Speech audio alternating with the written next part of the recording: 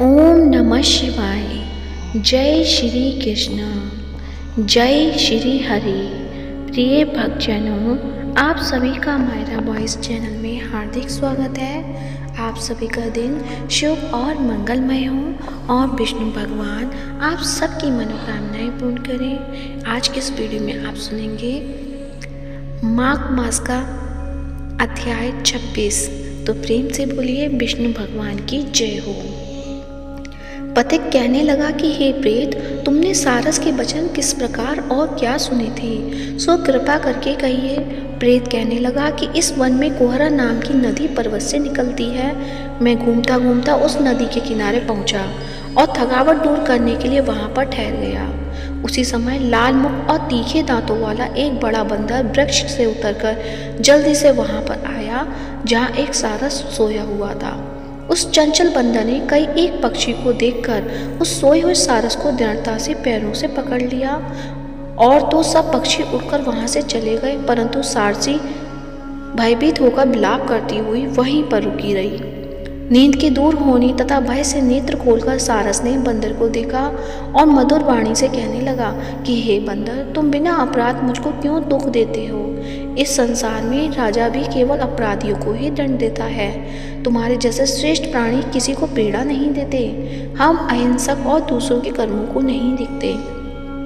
जल की कई खाने वाले, आकाश में उड़ने वाले, वन में रहने वाले, अपनी स्त्री से प्रेम करने वाले, दूसरों की स्त्री को त्यागने वाले, दूसरों की बुराई से दूर रहने वाले, चोरी न करने वाले, बुरों की संगति से वर्जित, किसी को कष्ट न देने वाले हैं। सो इस प्रकार मुझ निरपराधी को हे बंदर छोड़ दो। मैं तुम्हारे पहले जन्म के वृतांत जानता हूँ। यह वचन सुनकर वह बंदर उसको छोड़कर दूर बैठ गया और कहने लगा कि तुम मेरे पूर्व जन्म के वृतांत को कैसे जानते हो। तुम अज्ञानी पक्षी हो और मैं वन में घूमने वाला हूँ। सारस कहने लगा कि मैं अपनी जाति की स्मृति के बल से तुम्हारे पूर्व जन्म का सब वृतांत जानता हूँ। तुम पूर्व जन्म में विंध्य पर्वत के राजा थे और मैं तुम्हारे कुल का पूज्य पुरोहित था। तुम राजा होकर अपनी प्रजा को पीड़ा दिया करते थे। विवेकहीन तुमने बहुत सा धन इकट्ठा किया। सो वानर, प्रजा की पीड़न रूपी अग्नि की ज्वाला से तुम पहले ही तप चुके हो। पहले तुम कुंभीपाक नरक में गिराए गए। तुम्हारे शरीर को नरक में 3000 साल वर्ष बीत गए। फिर नरक से निकलकर बचे हुए पापों के कारण इस बंदर योनि में आए और मुझको मारना चाहते हो। पूर्व जन्म में तुमने ब्राह्मण के बाग से लूटकर बलपूर्वक फल खाए थे। उसका यह भयंकर फल हुआ कि तुम वानर और वनवासी हुए। प्राणी अश्वमेध अपने किए हुए कर्मों को भोगता है, इसको देवता ही नहीं हटा सकते। इस प्रकार में सारस का जन्म लेकर भी अज्ञान से मोहित नहीं हुआ। इतनी कथा कहकर वानर कहने लगा कि यदि ठीक ही जानते हो तो बताओ तुम पक्षी कैसे हुए। सारस कहने लगा कि मैं दुर्गति का कारण भी सुनो। तुमने नर्मदा नदी के किनारे पर सूर्य ग्रहण के समय बहुत से ब्राह्मणों के निमित्त 100 ढेर अन्न के दान किए थे। मैंने पुरोहिताई के मत से थोड़ा सा ब्राह्मणों को दिया और बाकी सब में आप हर ले गया। इन ब्राह्मणों के दिव्य का अपहरण करने से पाप से मैं पहले कालसूत्र नरक में और फिर रक्त करदुम नरक में, जहाँ पर बड़े बड़े कीड़े थे और रक्त तथा पीप से भरा हुआ नाभि तक नीचे से और ऊपर पैर किए हुए पीप चाटता हुआ उस दुर्गंध वाले नरक में कीड़ों आदि से काटा जाकर 3000 वर्ष तक उस यातना को भोगता रहा। मैं नरक के दुख का वर्णन नहीं कर सकता। फिर नरक की यातना से मुक्त होकर यह सारस का जन्म पाया, क्योंकि पूर्व जन्म में अपनी बहन के घर से कांसे का बर्तन चुराया था। इसको मैंने एक जुआरी को दिया। इसी से मैं सारस योनि में आया। यह मेरी स्त्री पिछले जन्म में ब्राह्मणी थी। इसने भी कांसे की चोरी की थी। इसी से यह मेरी स्त्री और सारसी हुई। यह सब मैंने तुमसे कर्मफल कहा। अब भविष्य की बात भी सुनो। अब मैं, तुम और यह मेरी स्त्री भी हंस होंगे और कामरूप देश में सुख से निवास करेंगे। फिर इसके पश्चात गौर योनि में और फिर जाकर दुर्लभ मनुष्य योनि को प्राप्त होंगे। इसमें मनुष्य पाप और पुण्य दोनों ही कर सकता है। इस प्रकार शिव की माया से ये सारा जगत मोह को प्राप्त होता है। न केवल हम ही, परंतु इस संसार के सभी जीव प्रवृत्ति मार्ग में फंसकर अच्छे और बुरे कर्म करते और उनका फल भोगते हैं। इसलिए सब प्राणियों को धर्म का सेवन करना चाहिए। देवता, असुर, मनुष्य, व्याघ्र, कीड़े मकोड़े सभी के कंटक रूपी मार्ग नहीं छूटता। केवल वेदांत जानने वाले योगी ही इस मार्ग में बच सकते हैं। इस कारण बड़े बड़े महात्मा भी कर्मफल को टाल नहीं सकते। उपाय से तथा वृद्धि से कोई भी इसको नहीं बदल सकता। तुम पहले राजा थे, फिर नरक में गए, अब बंदर की योनि में वन में फिरते हो और फिर भी ऐसा ही जन्म पाओगे। ऐसा विचार कर आनंद पूर्वक और धैर्य रखकर विचरते हुए काल की प्रतीक्षा करो। तब वानर ने कहा कि पहले जन्म में मैं तुम्हारी पूजा करता था, अब तुम मुझको प्रणाम करते हो। तुम जाति के स्मरण से मेरे पूर्व जन्म के वृत्तांत को जानते हो। आनंद पूर्वक रहो, तुम्हारा कल्याण हो। तुम्हारे वचनों को सुनकर मैं मोह रहित होकर वन में विचरूंगा। प्रेत कहने लगा कि हे पथिक, मैंने नदी के तट पर बंदर और सारस का यह संवाद सुना, तब मुझको बोध हुआ और मोह तथा शोक का नाश हुआ। तो प्रेम से बोलिए, भगवान विष्णु के अनंत स्वरूपों की जय हो। तो ये थी माघ मास का अध्याय 26 संपूर्ण यहीं पर होता है। आगे का अध्याय कल सुनेंगे। तो प्रेम से बोलिए श्री हरि की जय हो।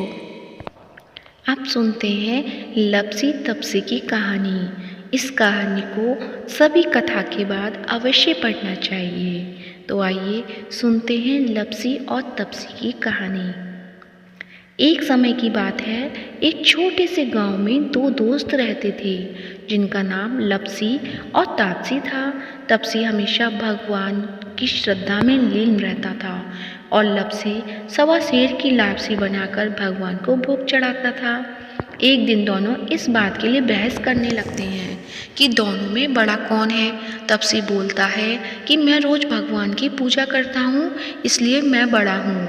उधर लपसी कहता है कि मैं रोज भगवान को भोग लगाता हूँ, इसलिए मैं बड़ा हूँ। उसी वक्त नारद जी वहाँ से गुजर रहे थे। उन्होंने देखा कि लपसी और तपसी दोनों किसी चीज़ को लेकर बहस कर रहे हैं। उन्होंने उन दोनों से पूछा कि तुम क्यों लड़ रहे हो। उन दोनों ने अपने बड़े होने के कारण बताया। फिर नारद जी बोले कि इस बात का फैसला मैं कर सकता हूँ कि कौन बड़ा है। अगले दिन वह दोनों नहा धोकर अपने अपने काम में लग गए।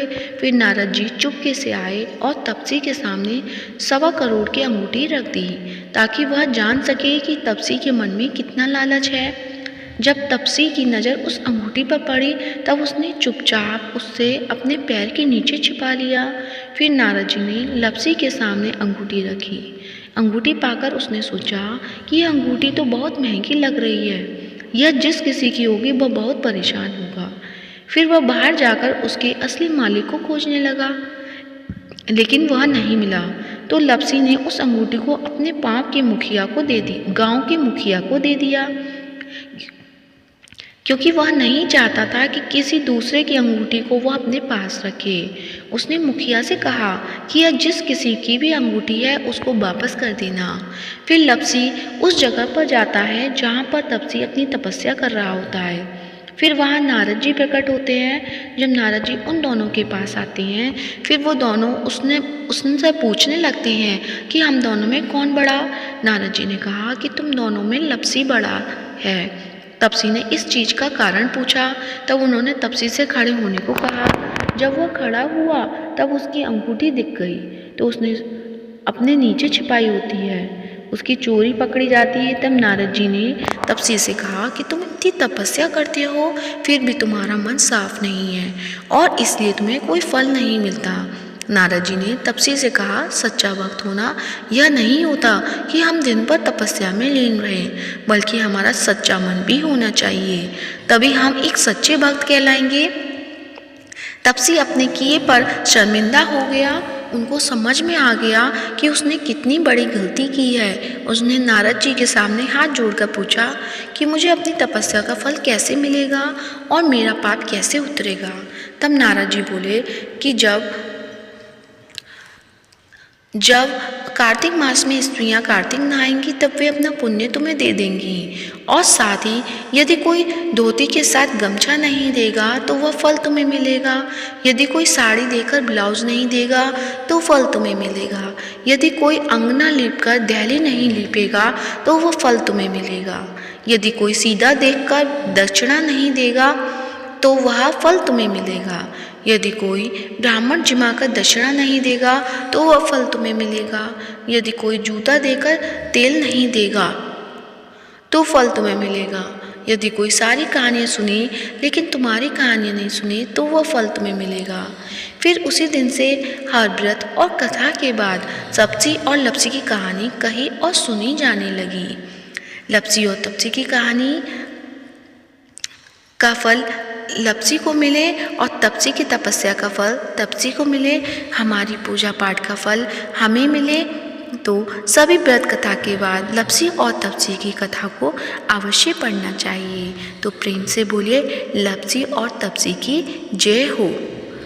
अब सुनते हैं श्री विष्णु चालीसा। तो प्रेम से बोलिए विष्णु भगवान की जय हो, जगत के पालनहार की जय हो। विष्णु सुनिए विनय सेवक के चितलाए, कीरत कुछ वर्णन करूं दीजिए ज्ञान बताए। नमो विष्णु भगवान खरारी, कष्ट नशावन अखिल बिहारी। प्रबल जगत में शक्ति तुम्हारी, त्रिभुवन फैल रही उजियारी। सुंदर रूप मनोहर सूरत, सरल स्वभाव मोहिनी मूरत। तन पर पीतांबर अति सोहत, बैजंती माला मन मोहत। शंख चक्र कर गदा बिराजे, देखत दैत्य असुर दल भाजे। सत्य धर्म मद लोभ न गाजे, काम क्रोध मद लोभ न छाजे। संत भक्त सज्जन मन रंजन, दनुज अजु असुर दुष्टन दल गंजन। सुख उपजाए कष्ट सब भंजन, दोष मिटाए करत जन सज्जन। पाप काट भव सिंधु उतारण, कष्ट नशा कर भक्त उवारण। करत अनेक रूप प्रभु धारण, केवल आप भक्ति के कारण। धरणी धेनु मन तुम ही पुकारा, तब तुम रूप राम का धारा। भार उतार असुर दल मारा, रावण आदि को सहारा। आप बराह रूप बनाया, हरनाक्ष को मार गिराया। धर्मत से तन सिंधु बनाया, 14 रत्नन को निकलाया। अमिलक असुरन द्वंद मचाया, रूप मोहिनी आप दिखाया। देवन को अमृत पान कराया, असुरन को छवि से बहलाया। कूर्म रूप धर सिंधु मचाया, मदराचल गिरी तुरत उठाया। शंकर का तुम फंद छुड़ाया, भस्मासुर को रूप दिखाया। वेदन को जब असुर डुबाया, कर प्रबंध उन्हें ढूंढवाया। मोहित बन कर खल ही नचाया, उसी कर से भस्म कराया। असुर जलंधर अति बलदाई, शंकर से उनकी न लड़ाई। हारे पार शिव सकल बनाई, कीन सती से छल खल जाई। सुमिरन कीन तुम्हें शिव रानी, बतलाई सब विपत कहानी। तब तुम बने मुनीश्वर ज्ञानी, वृंदा की सब सुरति बुलानी। देखन 3 धनुज शैतानी, वृंदा आए तुम्हें लपटानी। हो स्पर्श धर्म क्षतिमानी, हना असुर उर शिव सैतानी। तुमने दुर प्रहलाद उबारे, हिरणाकुश आदित्य खल मारे। गणिका और अजामिल तारे, बहुत भक्त भव सिंधु उतारे। हरहु सकल संताप हमारे, कृपा करो हरि सिरजनहारे। देखऊँ मैं निज दर्श तुम्हारे, दीन बंधु भक्तन हितकारी। चाहत आपका सेवक दर्शन, करहु दया अपनी मधुसूदन। जानू नहीं योग्य जप पूजन, होय यज्ञ स्तुति अनुमोदन। शील दया संतोष सुलक्षण, विदित नहीं व्रत बोध विलक्षण। करहूँ आपका किस विधि पूजन, कुमति बिलोक होत दुख भीषण। करहूँ प्रणाम कौन विधि सुमिरन, कौन भांति में करहूँ समर्पण। सुर मुनि करत सदा सेवकाई, हर्षित रहत परम गति पाई। दीन दुखिन पर सदा सहाई, निज जन जान लेव अपनाई। पाप दोष संताप नशाओ, भवबंधन से मुक्ति कराओ। सुख संपत्ति दे सुख उपजाओ, निज चरणन का दास बनाओ। निगम सदा ये विनय सुनावे, पढ़े सुने जो जन सुख पावे। प्रेम से बोलिए विष्णु भगवान की जय हो। श्री विष्णु चालीसा यहीं समाप्त होती है। तो आज का वीडियो पसंद आया है तो वीडियो को लाइक करें, शेयर करें और साथ ही मायरा वॉइस चैनल को सब्सक्राइब करें। आप सभी पर विष्णु भगवान की कृपा सदैव बनी रहे। जय श्री हरि।